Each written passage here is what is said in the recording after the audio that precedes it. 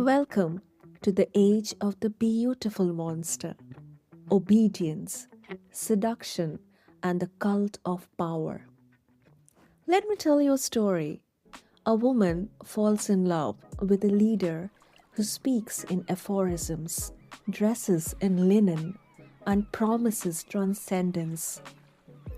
A founder convinces thousands to invest in a dream powered by mirrors and mood boards.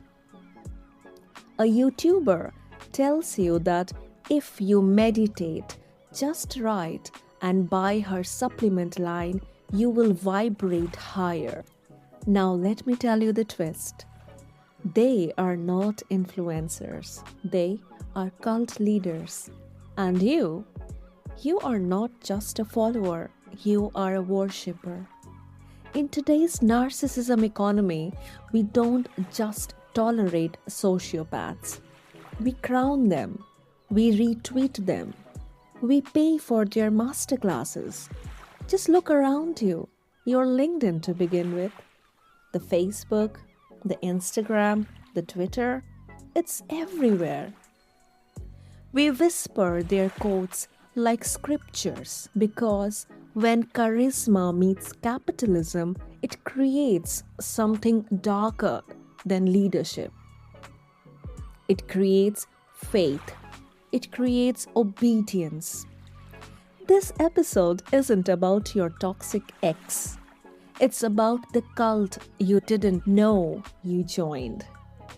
You willingly subscribed to it.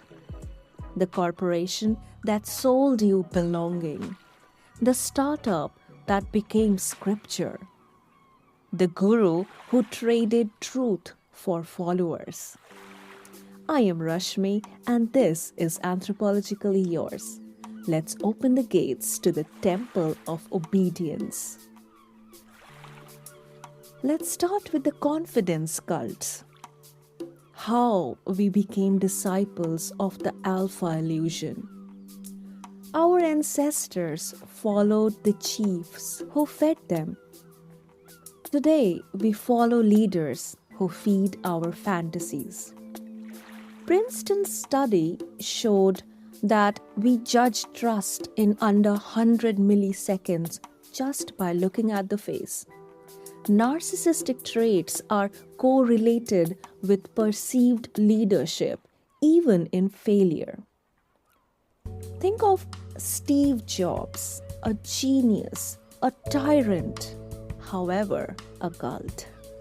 And Narendra Modi, composed, commanding, calibrated. To billions, a nationalist icon. To critics, a master of emotional politics. So what do they all understand that we missed? Confidence is a costume. Charisma is a con, and when performed well, it feels like the eternal truth. That's why MLM founders, spiritual entrepreneurs, and political messiahs all speak the same language. They promise clarity in chaos. They punish dissent as betrayal. They replace logic with rituals of loyalty. Cult leaders don't rise by force. They rise by filling emotional voids of me and you. This brings us to the silent alpha, the chilling psychology of still power. Silence isn't absence, it's dominance. In cult, the leader's silence is sacred, unquestioned, mythologized. In wolf packs, the alpha watches and then strikes. In spiritual cults, the guru's silence is framed as divine. In boardrooms, the CEO who says noted and nothing else controls the emotional thermostat of the entire company. This isn't just leadership, it's a psychological warfare in a Gucci suit. I once worked with a CEO like that, dressed in custom Italian suits, never raised his voice, never emailed twice. He would just say, "All right." That's it. No reaction, no feedback. But people would go home spiraling, rethinking every move. Why? What went wrong? Would I have done something better? Because his silence wasn't absence, it was precision. It created emotional scarcity. And in leadership, scarcity breeds obsession. Now take that into your next one-on-one. Your boss, your mentor, your board, your partner, or your in-laws.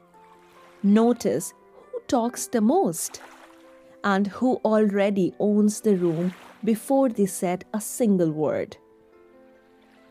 Neuroanthropologist Helen Fisher found that emotional scarcity increases obsession.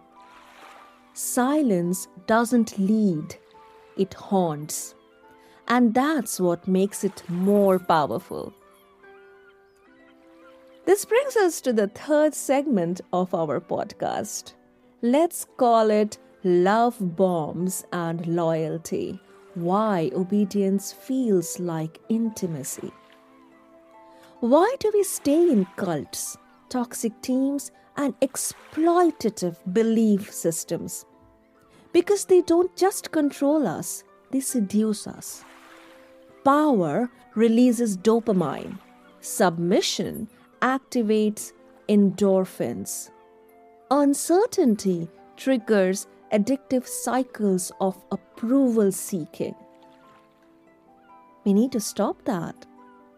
Or if you're enjoying it, let's see what's next. I'll tell you. In kink culture, submission is a choice. In corporate culture, it's often a trap. You are not chasing leadership, you are chasing reassurance. Leadership isn't just strategic, it's erotic. Look at Elizabeth Holmes. She didn't sell a working product. She sold certainty, stillness, silence, a hypnotic voice, and a uniform that screamed control. Barack Obama, admired globally, not just for policy, but for his tone. Graceful, still, gave people psychological stability during the chaos. They both understood something deeper. When people are scared, they don't want the smartest person in the room. They want the one who makes them feel less alone. That's why cult victims stay. Employees burn out for visionaries who don't care. We mistake manipulation for mentorship. We don't want truth. We want to belong. Let's talk about the founder delusion. When capitalism rewards the cult leaders, 72% of startup CEOs score high on narcissism. Venture capitalists invest in charisma over clarity. From Elon Musk to Sadhguru, it's all the same script. Confidence becomes capital. Narrative replaces numbers. Myth is monetized. So what's the difference between a founder and a false prophet? Sometimes it's just a TED Talk. Malinowski, an anthropologist, his work in Melanesia showed that tribal big men rose by controlling rituals, not the truth. Now replace shells with share prices, replace chants with pitches, same game but different costume. Now let's talk about the theater of power when charisma becomes cult. Another anthropologist, Max Weber, He coined the terminology charismatic authority, which means emotional power mistaken for moral legitimacy. We don't follow leaders, we follow performances. The woman in white on a TEDx stage, the influencer whispering alignment from Bali, who we believe more than our local doctor. The manager who never praises your efforts but demands devotion. In Amazonian tribes, leadership is rotated, so theater doesn't become tyranny. But we binge the show, we buy the merch, we call it culture. Let's talk icons again. Pablo Escobar, who doesn't know him, right? The narco Robin Hood, ruthless yet revered. He built schools and death squads with the same smile. To the poor, a protector. To the world, a terrorist with fanboys.